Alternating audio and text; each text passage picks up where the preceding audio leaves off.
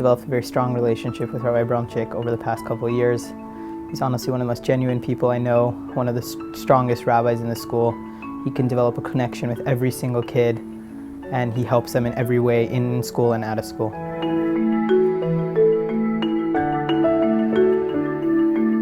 He taught me how to mature as a person. He's able to look at each kid and see what's good for them, and he's able to push them in a way that they can hear. And within the context of Eula, he's made a quiet revolution. Abramczik has the ability really to appeal to all students here in the school. Everyone gravitates to him. It's almost a magnetism that he has for his great guidance and advice.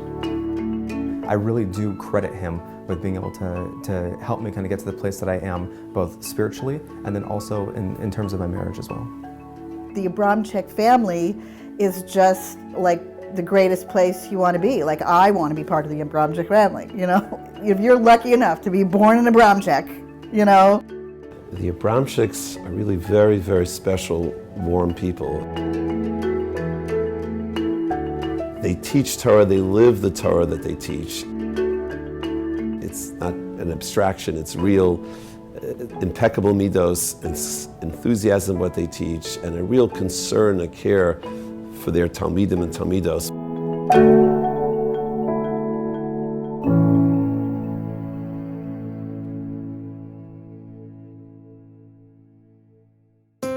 First question is simple. What does the second chapter in Maseches Makot deal with? It says on Masechah 3 times. Why 3 times? What does that teach us?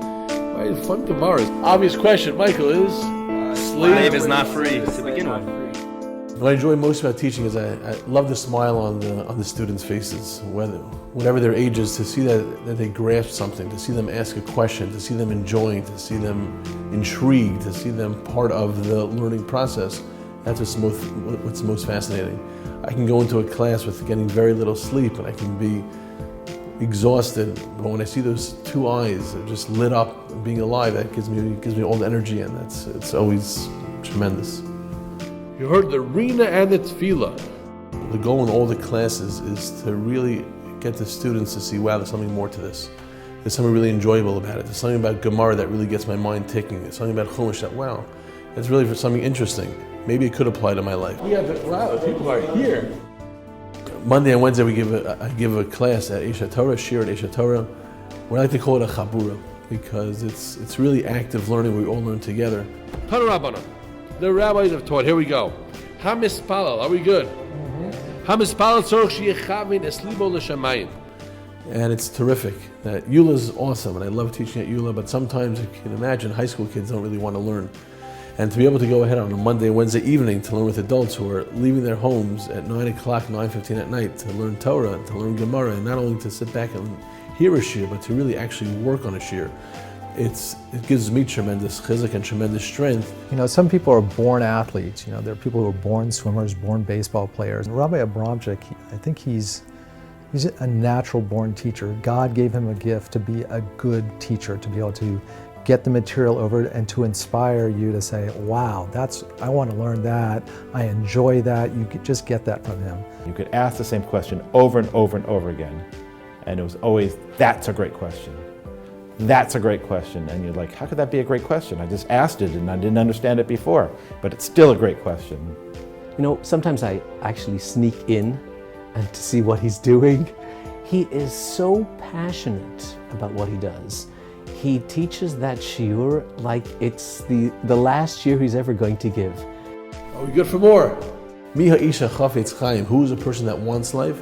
Ohev Yomim. He has to love life. If you have a nice tie, you can always buy another one. You have a nice watch, you can always buy another one. When it comes to time, you can never have time again.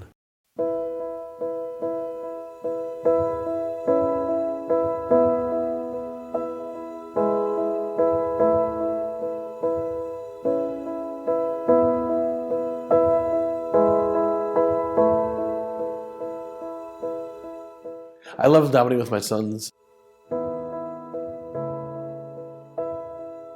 I love learning with my sons.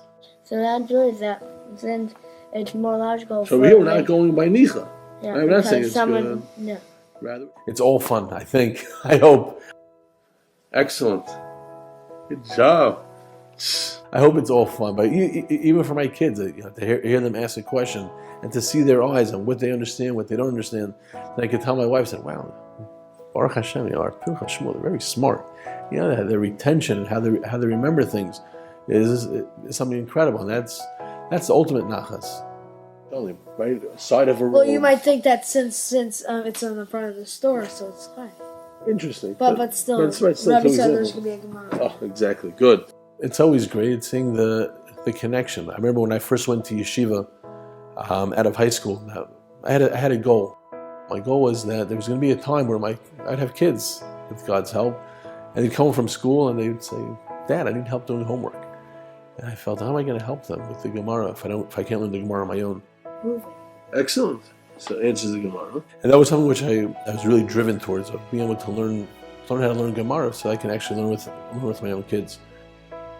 I really like learning with my father later at night when no one's in the basement, because it's all quiet and I can concentrate a lot. When I learn with my father, it's very fun since, let's say I don't know the Gemara, so my father teaches to me sometimes. He goes it over, and not a lot of people have that since they need to take tutors, but I have my tutor always here. And that's why it's always fascinating to, whether it's Kriya, whether it's Chumash, whether it's Gemara, whether it's Mishnah, to learn with them, to daven with them is always something unique and special. You know for sure that I appreciate the way he does chinuch with me. And he helped me learn how to love learning and all these different things. Davening with my kids, boys and girls, learning with them, gives me and my wife a tremendous nachas. It's enjoyable. It's the continuation of staying connected with love and a simcha, a vibrancy, and a joy of learning is tremendous.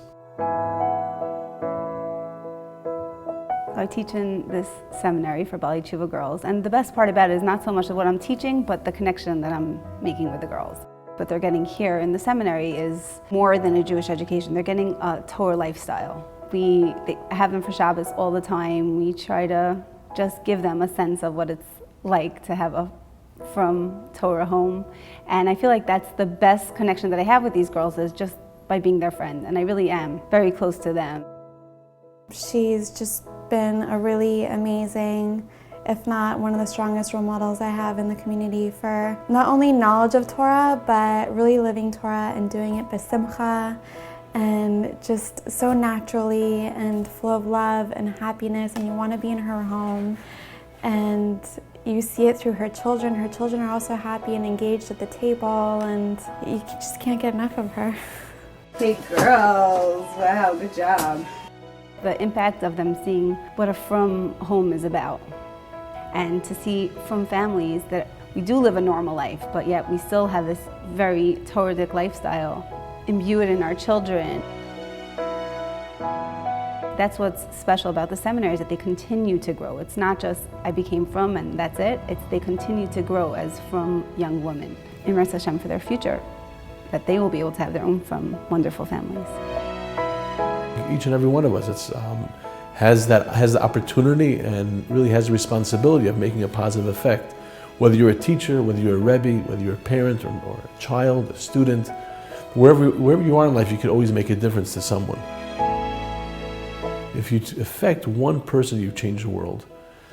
And that's something which I try to pass over to my students, I try to pass over to my children, is that if we just change and help one person, we've actually helped and changed the world.